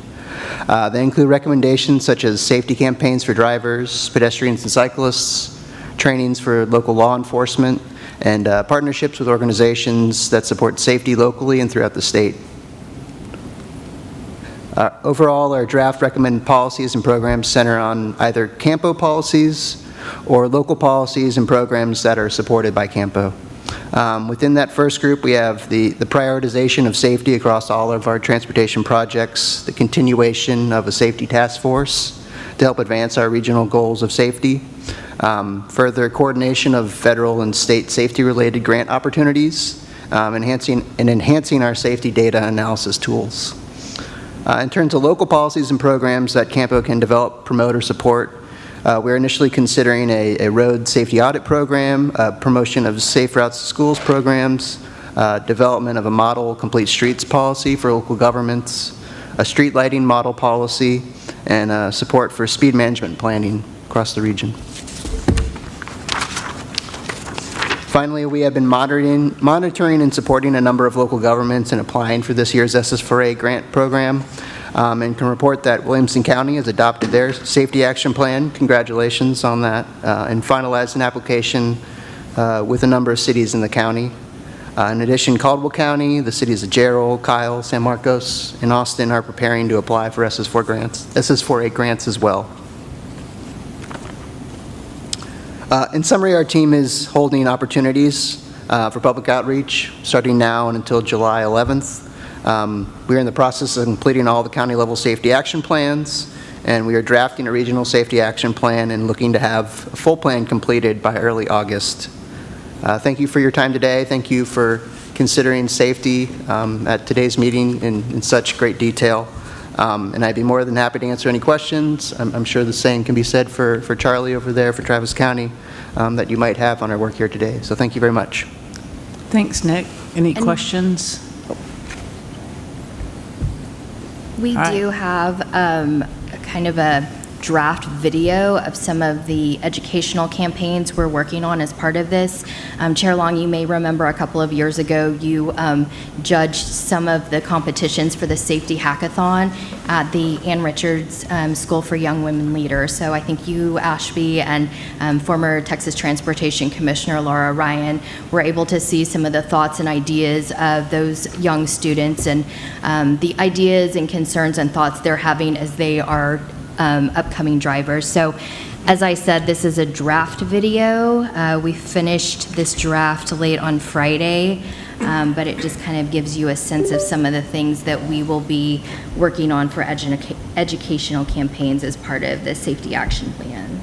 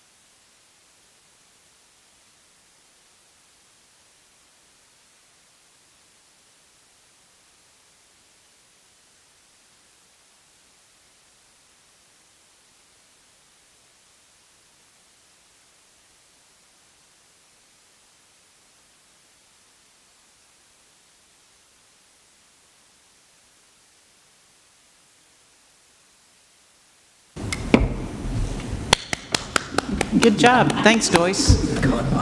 Appreciate you sharing that. All right. Commissioner. Yes. Cole County will be considering the fire plan and Commissioner presentation. And I think there's also a deadline of June 26th for submittal of projects associated with the action plan. That's really a timeline. We've previously worked on some projects, but I don't know if we can get the whole thing together in a couple of weeks. But what is the funding cycle I'll defer to Nick. every year? Right now, so the program had multiple application periods previously, but right now it's on an annual cycle, and there should be only one left, at least in terms of current funding. So FY26 will be the last that had been funded from the IIJA. But yes, June 26 is the deadline. So yes, if anybody has has projects to put in, you should put them in. Okay. Thanks, Commissioner. All right. So, Chair, I've talked too much today, but I wanted to thank the Travis County staff for working hard on our plan. And we've mentioned speeding here, but we haven't talked about racing.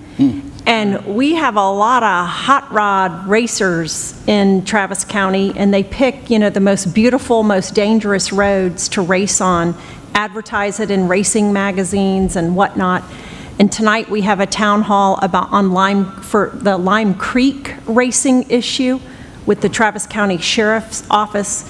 We've worked with the state before, and not only tomorrow will we consider the safety plan in court, but we'll also have an agenda item to lift out one of the issues in the safety plan, which was the last road they had mentioned was Lime Creek, and ask our road team to take a look at. We can't enforce our way out of it. When the sheriff's there or text, DPS or somebody, they stop racing. But the minute you leave, they race and wreck, and it's just terrible. And so we're going to have to, do something that we don't typically do. Thumbtacks or something, I don't know. Nails, scorpions, snakes, the whole. Okay, we'll stay tuned for that. All right. That's what we'll say. All right, thank you all very much.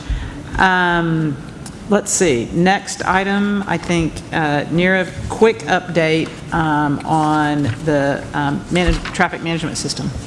I will be quick, and so will Brent Christian of Tetra Tech. So when we drive on the roads, one of the things that we think about aside from accidents and construction is traffic signals. In our region, there are over 2,000 traffic signals operated by 10 different agencies, and most of the time it works fine, except when one city that borders another changes the pattern of their traffic signals. So if they just turn on, have it green for a little bit longer, but oftentimes, mostly due to the lack of staffing issues, that's not communicated to the neighboring city, then what had usually been a fairly predictable, smooth drive now causes unnecessary backup. CTTMS, Central Texas Traffic Management System, is designed to address that issue, and Brent Christian will provide more details. Thanks, Nirav. I wasn't sure about going last. I'll try to make it quick here, but the neat part about this is we've heard a lot today about some of the different solutions that we're either planning or we're in the process of implementing throughout the region to help us address traffic management in a rapidly growing built environment. And what CTTMS is, it's basically one of the digital solutions that we're bringing to the table to help us address some of those same needs. At its core, CTTMS is a regional traffic management data platform, not an operations platform, not a maintenance platform. It's a data platform that will allow us to share various information, a lot of what you were hearing today, throughout the region with all the different local agencies.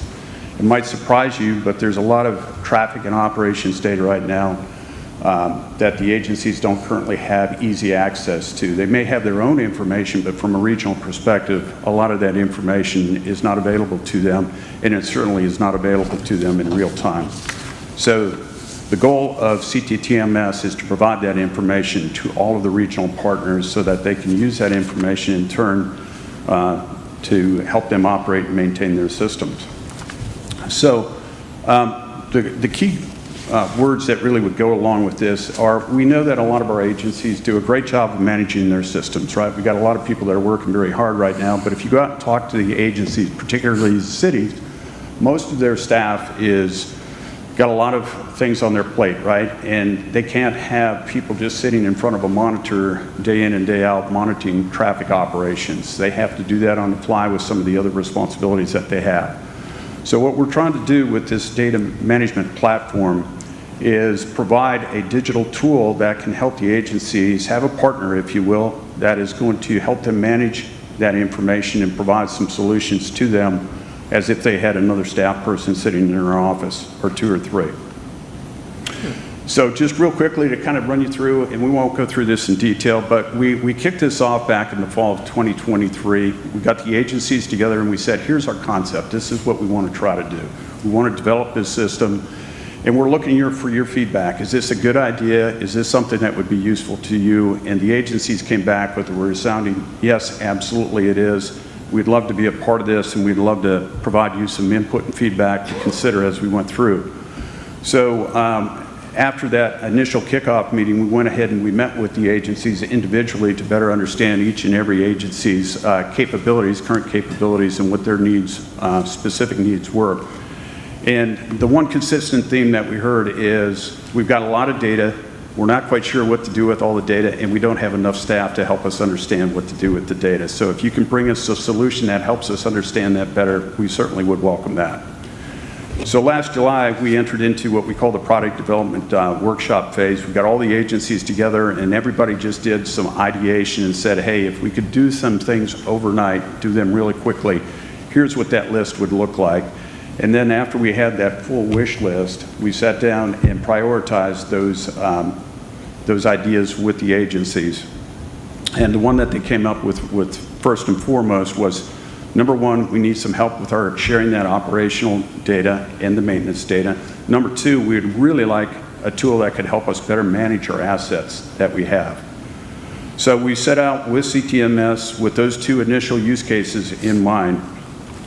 And where we stand with it right now is we are in the final stages of what we call the proof of concept testing. So we just took this information, we brought it into the digital platform that we're going to be using. By the way, our development partners on this project are Microsoft and Bentley Systems. You probably recognize a few of those names. So they've been great support in helping us take these tools and bring it into use case applications that fit this specific region, not just an overall application that you would buy off the shelf. So we've gone ahead and gone through the initial testing on that and can come back and tell the agencies, yes, we've got some of your data. We've taken that data. We've gone ahead and tested it. We can push that information back to you the way that you intended us for us to do that. And I think at this point in time, what we'll do is show them that. And actually on June the 23rd, we're going to be getting the steering committee back together to show them what our capabilities are in that, doing that. But we feel like we've accomplished a lot of the initial two use cases. The other one was asset management. And I'm happy to say that for the first time, sounds like a minor victory, but it's actually a pretty major victory. For the first time in one common data environment, we have all of our regional traffic signal data in one location. So you heard Nirav say 2,000. We've got actually 2,376 signals throughout the region, which include traffic signals, school crossings, pedestrian crossings at mid-block locations, etc. So all of the signals that help us control either vehicles or pedestrians, that's what we're dealing with. So quite a bit of information, as you can imagine, out there. I guess in closing, what I'd like to say is we took this out on the road and communicated this at conferences because what we were wanting to do is help the conferences understand, here's what the Austin region is doing, here's what CAMPO is doing, here's what its member agencies are doing. And we were looking for feedback from the other agencies that might be implementing similar types systems and solutions. And what we've heard, and this was, these were TxDOT, these were AMPO meetings, so this was a pretty good canvas nationally of agencies that you would think would be bringing some solutions to the table. And every time we got done with one of those presentations, we had people coming up to us and saying two things. Number one, wow, we've never heard an MPO doing something like that before with its member agencies. That's awesome. Number two is, how do you get that many agencies working that closely together? And so kudos to this board for creating a very collaborative work environment for us to be able to bring solutions like that. Sometimes we get meetings like this, we take those solutions for granted. There's a lot of places throughout the country that aren't in a position where they're able to do what we're doing here. So I'll be happy to answer any questions. Thank you. Does anybody have any questions for Wayne? I just wanted to point out this is exactly what Councilmember Lane talked about, is about de-aggregation of data and actually making it utilized in an efficient manner. Good job. Thank you, and congratulations on getting all the signal data all together, and that's going to be an incredible asset for us to have in our region, so that's exciting progress, so kudos to you on that. Is there a physical location where folks will be housed as part of this effort, or office co-locating your office together? We purposely developed a solution that wouldn't require us to do that. Now, whether the agencies choose to do that or not, because one of the things we heard back from the agencies was, not only do we not have enough people to sit there and monitor a screen, we just don't have people that are available to go sit at an off-site location and manage this. So we really took it with kind of a remote solution in mind, but give the agencies the capability, if they want to all come together in one location, they certainly could do that. And if we wanted to reach out to the CPP, did I get that right? Yes. CPP, who would be our contact? So, yes. So Neera, and I want to mention CPP. Joyce, I might have rushed through that slide, but the other thing I want to mention, since you brought up CPP, CTTMS and CPP, we're dealing with a lot of acronyms here, yes, have actually been coordinating and collaborating very closely together. What each of those solutions bring to the table is somewhat different, but they're certainly related. But for all things, I would point towards Neera. So just to make sure I'm getting this correct, this CTTMS is the digital kind of organization of the CPP, or how would you reference those two? Think of CPP as a bit more of it collects a lot of data and pushes that data back out to the general public, right? Okay. To help with some of the things you've heard today. Whereas CTTMS is really taking the agency's information and bringing that into a data environment to allow the agencies to operate and maintain their systems better. Now, whether that information gets pushed out to the public later on, that will be up to the agencies, but it's more meant as a operational and maintenance tool. Very good. Thank you. All right, thank you. One more quick question. I don't want to start losing our quorum. Sure. I was trying to make sure I understood how this presentation aligned with this handout that we have that talks about how CAMPO is working to establish a regional traffic management center for Central Texas. Is this part of that or separate? It's part of that. Is that something that's going to be in your report today? That kind of was it, along with the construction partnership program. Okay. So it also said that CAMPO needs to secure flexible non-federal funding to more quickly move these next priority projects along. Is that referring to the projects or the central management center? I mean, the regional traffic management center, excuse me. It's referring to a potential system, because we've got to be able to talk to the different agencies. And today we can't do that. We need fiber to do some of those things. But it refers to both projects and. Is there an amount that's? Not yet. Okay. Thanks. All right. Thank you, Wayne. Thanks, Nirav. And if there's no other questions, we will move on to the next item. Are you finished, Nirav? Oh, I'm sorry. Yes, ma'am, I'm finished. Okay. Item number 12, just as a reminder, we do Ashby's evaluation kind of in the summertime. In the next week, you'll be getting the evaluation tool I would ask that you would get that filled out and sent back. And the executive committee will have our meeting on July 25th, and we will meet to conduct that evaluation, and we'll report back at our August meeting on that. And so that was all on item number 12. And Ashby, do you have anything on executive director report? Yes, ma'am. So for several years now, I've wanted to do a couple of things. One was to be able to provide this body sort of an analysis that would show you for the money you spent on X or allocated on X project, you got a return of X. We're still working to do that in terms of projects, but what we can, I'm happy to report now, we can do now is give you a report on for the surface transportation block grant funding that you have approved for CAMPO to go do and help local agencies. We can show you the return on investment for those studies. So we've got 4 studies where the board approved funding. Across those 4 studies, the total was $1 million for those studies. I asked Joyce to go and look at the study results and also follow up with the local governments to see where they have started implementation of the recommendations in that, and recommendations being projects. So when has construction started?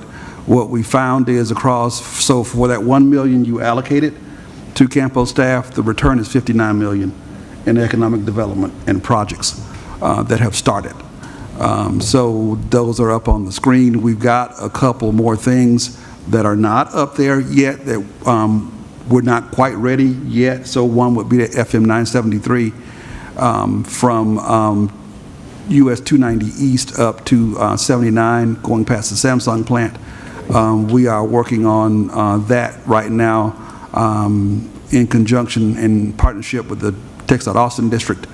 And then the other being FM 979 from 130 as its western boundary, going back to State Highway 71 in Bastrop. We've started early feasibility study work there, and we'll have numbers to show you later. And then lastly, FM 734, also Palmer, known as Palmer Lane, that feasibility study that we have been performing on behalf of the Austin District. We are nearly finished with that work as well, and then we can provide the numbers to you at a later date on those 3. That's really cool. Good work. Thank you. Good work. Thank you. That's, yeah, and appreciate the deeper dive to find out the results. Announcements. The TAC will meet on June the 23rd at 2 o'clock. We will not have our July Policy Board meeting. The next time we will meet together will be August 11th. And again, look for that email coming from Kimberly and with regard to the evaluation and instructions on that. So thank y'all very much for your attention, and for those that pulled together all the safety updates and reports, thank you for being here and the time that you put into doing that. So thank you all, and we stand